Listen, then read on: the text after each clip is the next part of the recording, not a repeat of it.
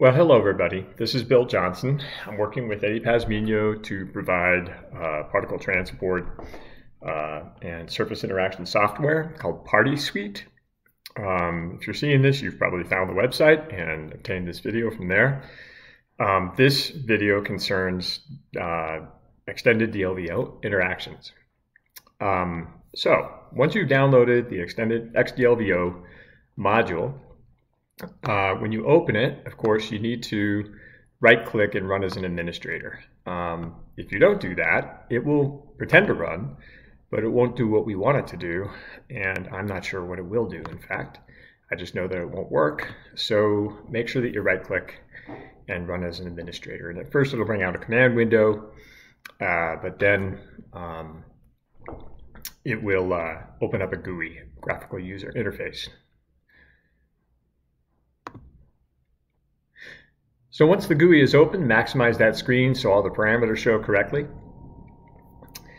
And so this graphical user interface,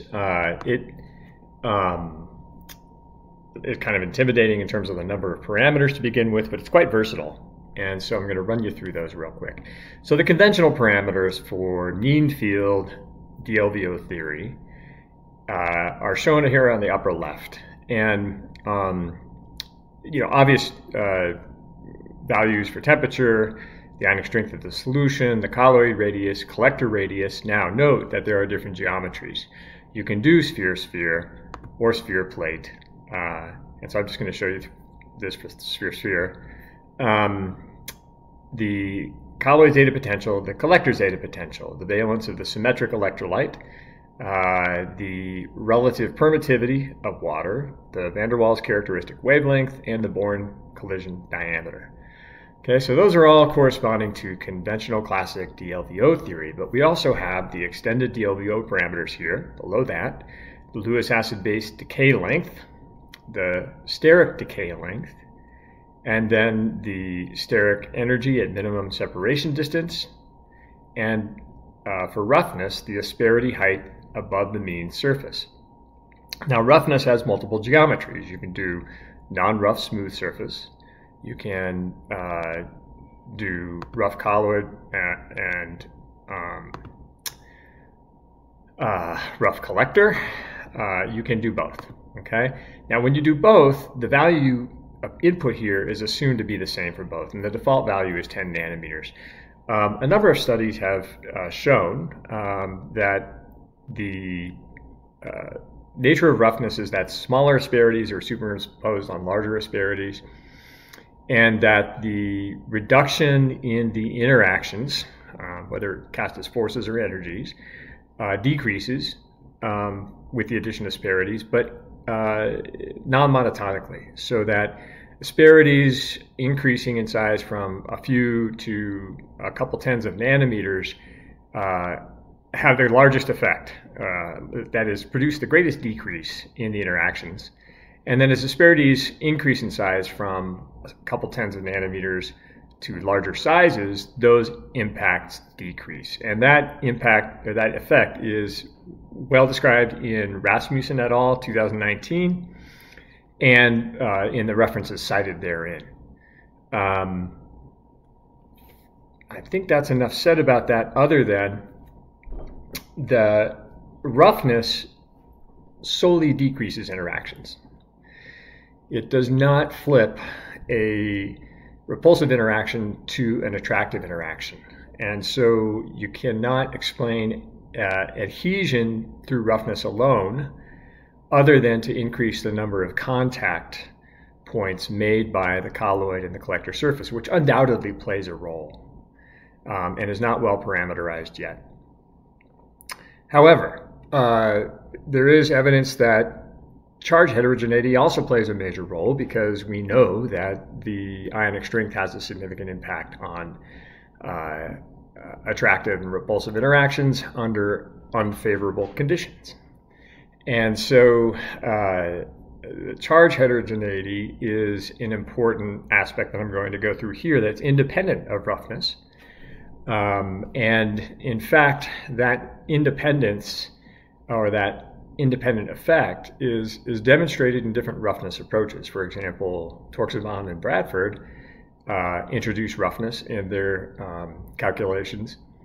They use pillars to represent the roughness, which is a different approach than that approach used here, where we think of the roughness as contiguous asperities, and so we represent them as hemispheres on these surfaces.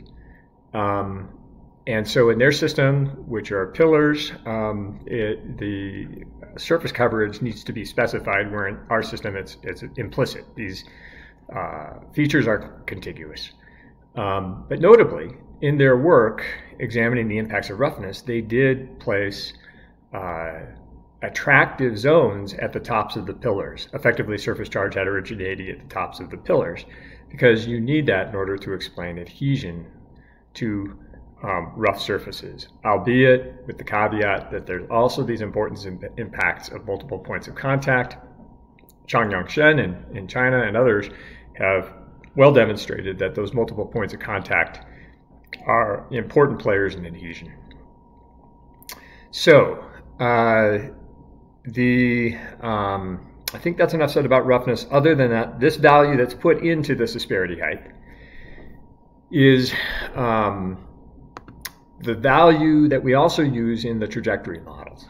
And in fact, all these parameters here are designed to allow toggling back and forth between the xDLVO and the mechanistic trajectory simulations to allow that interplay to be explored,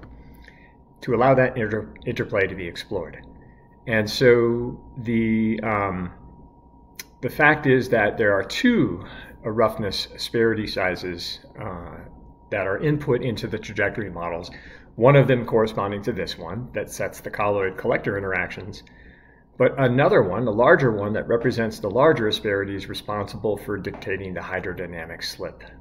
But that's not relevant here in extended DLVO simulations. That is a transport issue, and so I don't need to go into that here. But the correspondences between this value here for the asperity height above mean surface corresponds to the smaller asperity size that is input for colloid-collector interactions in the trajectory simulations. Okay, so I think that's enough said about roughness, geometry, basic parameters. Now, one thing that is very useful here is that for these parameters, such as van der Waals, acid base, and adhesion-related parameters, you can calculate these values from fundamentals.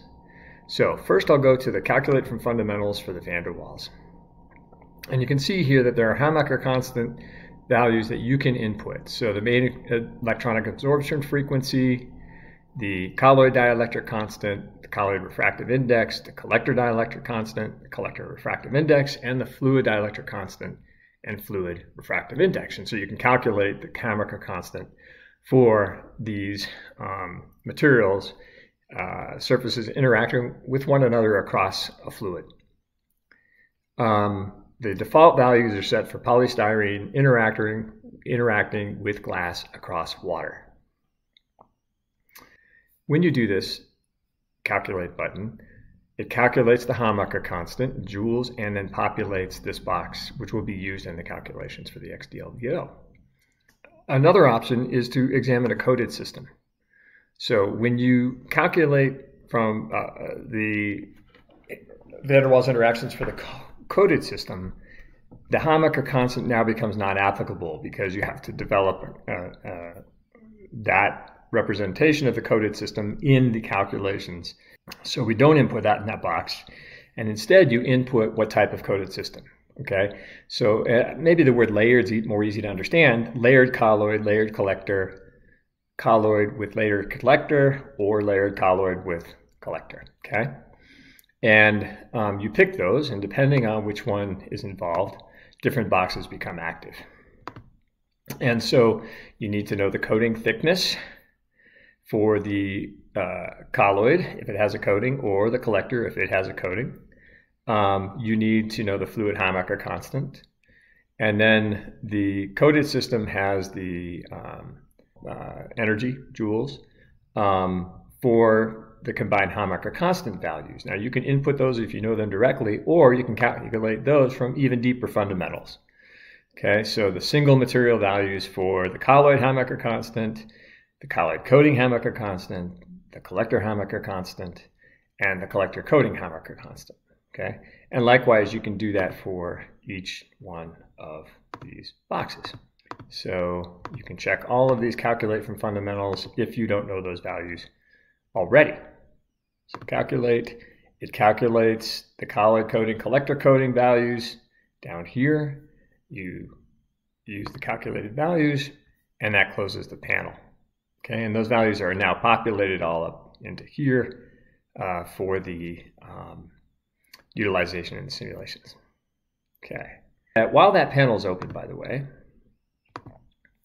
you cannot go into these different things won't do anything, even though the checkbox is checking that the panels that correspond to them are not active. So you have to finish with your coded system panel and then move on to these other options. So you can calculate your acid-base energy at minimum separation distance from the fundamentals, and that opens a box with the electron acceptor donor properties for the colloid, collector, and fluid that allow you to calculate that acid-base energy at minimum separation distance. You can also calculate the work of adhesion from the fundamentals using the free energies, van der Waals free energies for the colloid, collector, and fluid. The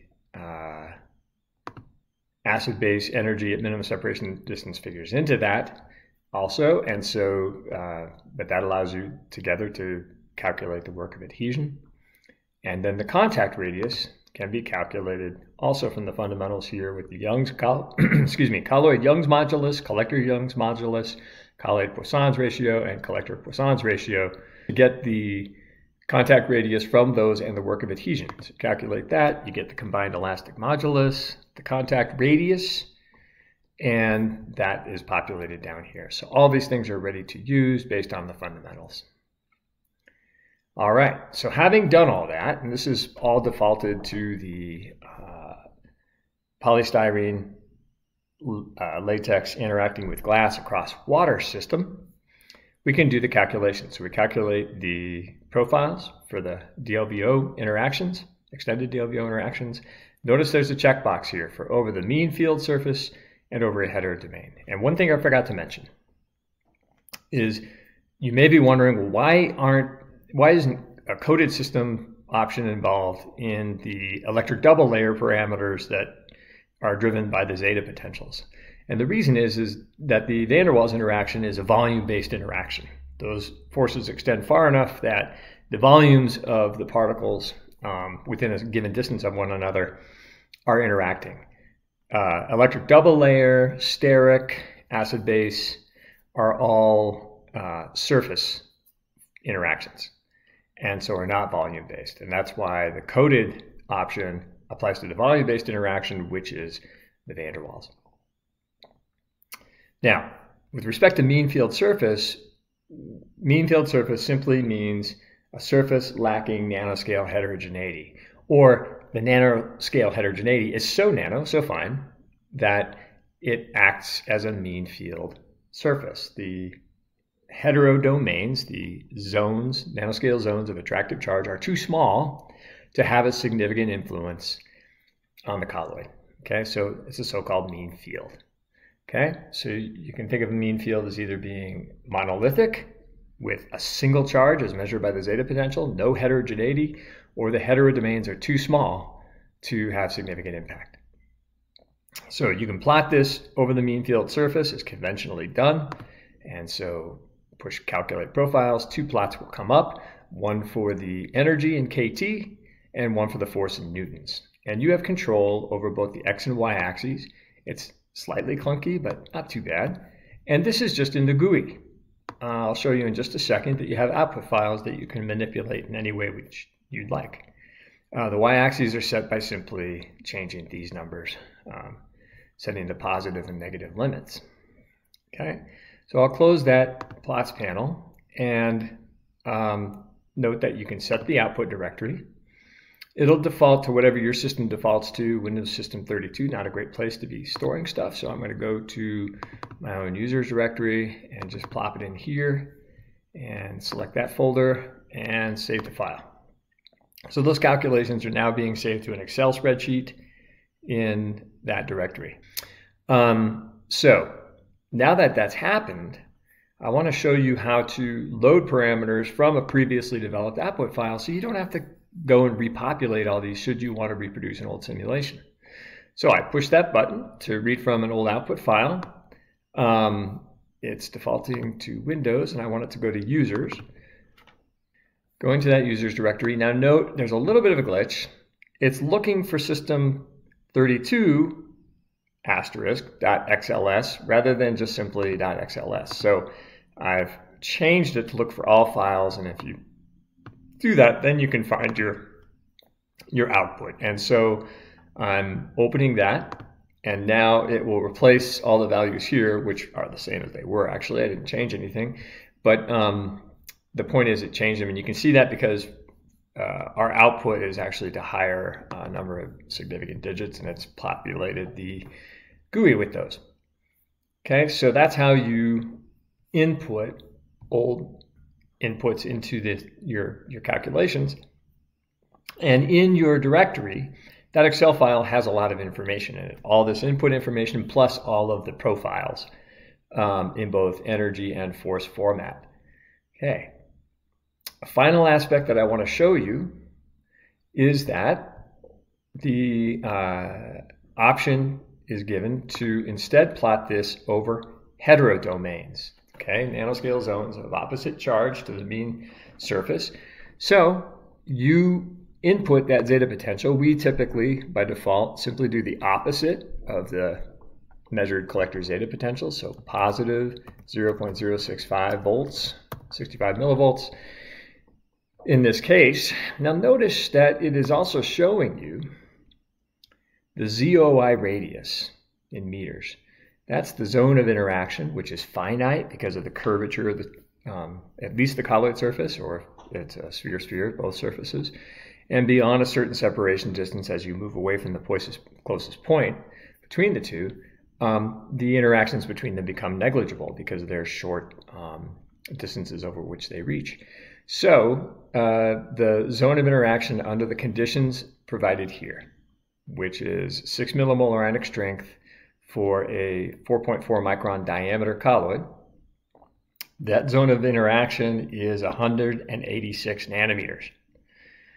And so the point is that's our reference because we have to fill a significant fraction of that zone of interaction with a heterodomain to create a net attractive interaction between the two. And so this serves as a guide for how big the heterodomains have to be to have an effect.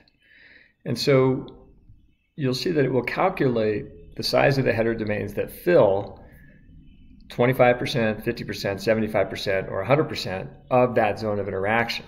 Okay, what's the radius of those heterodomains that fill that fraction of the ZOI area? So we hit calculate profiles, and it gives you initially the mean field plots, but then changes to the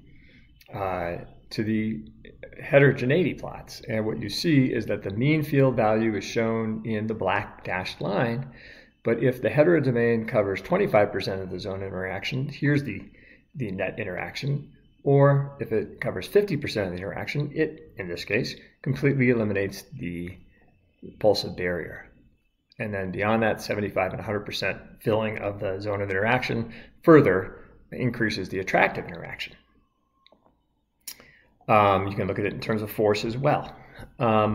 So that's how we look at the heterodomain influence. And when you close that plots panel, these values have been now populated so that to cover 25% of the area of the zone of interaction, one needs a 93 nanometer heterodomain. Or to cover 50% for this set of inputs, one needs 132 nanometer heterodomain.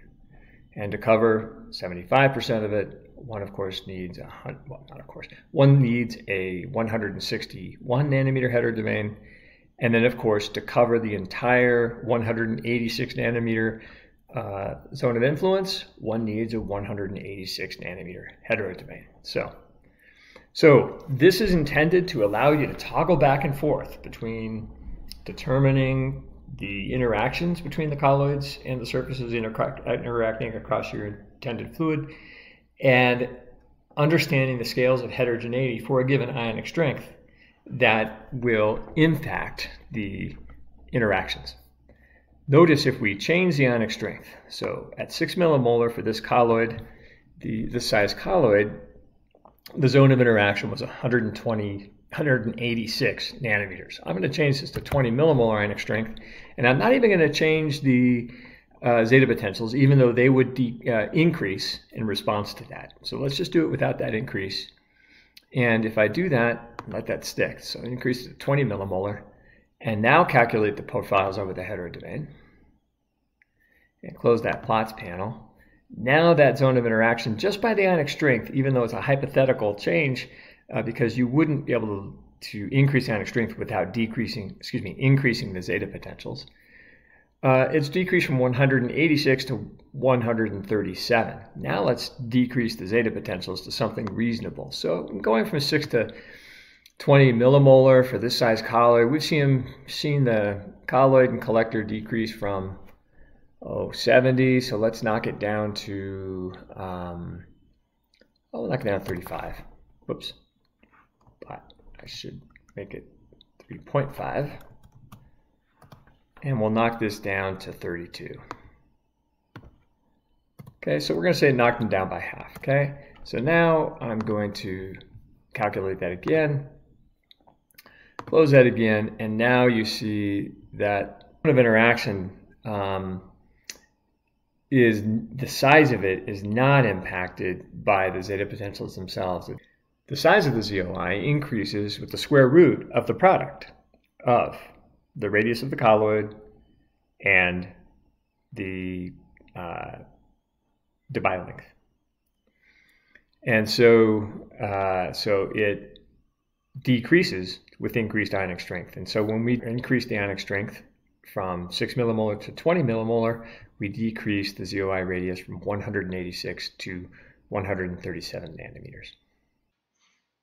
And so what's most interesting about this approach with nanoscale heterodomains is that in addition to the rise and fall of the repulsive barrier and the primary minimum with changes in ionic strength, we also expand and contract the zone of interaction with changes in ionic strength, which creates a much more versatile response in the overall interaction with changes in ionic strength and allows a better match to observations relative to what can be obtained with classic mean field DLVO theory.